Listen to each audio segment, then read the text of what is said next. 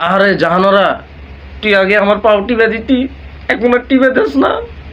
পুরুষ মানুষের জীবনে এমন একটা সময় আসে যখন তার শরীরে শক্তি থাকে না, পকেটে টাকা থাকে না। যাদেরকে এতদিন খাওয়াইছেন, পড়াইছেন, যাদের কথা চিন্তা করছেন, যাদের কথায় উঠছেন বসছেন, একটা সময় আসবে তারা কেউ আপনার পাশে থাকবে না। এক সময় আপনি তাদেরকে আর খুঁজে পাবেন না।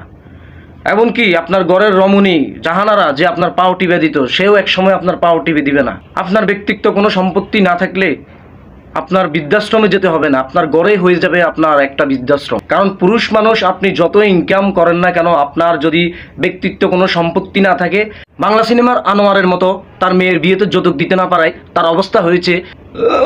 এইভাবে যেন আপনার জীবনও না হয়, আমার জীবনও না হয়। এক সময় দেখবেন আপনার বাবার সম্পত্তি দখল করার জন্য, আপনার বাবার জমির ভাগাভাগি করার জন্য আপনার ভাই আপনাকে মারতে বিন্দুমাত্র দ্বিধাবোধ করবে না। আপনার আপন চাচা যে ছোটবেলা আপনার জ্বর হওয়াতে আপনাকে কুলো নিয়ে টেনশন করতে করতে ডাক্তার কাছে গিয়েছে, সেও একসময় সম্পত্তির কারণে আপনাকে মারার জন্য প্ল্যান করে। আপনার পকেটের জোর শেষ, দুনিয়াটাই আপনার জন্য কবর হয়ে যায়। তাই দুনিয়াতে বেঁচে থাকতে আপন মানুষ বেছে নিন এবং স্বার্থ থাকতে অর্থ জোগান।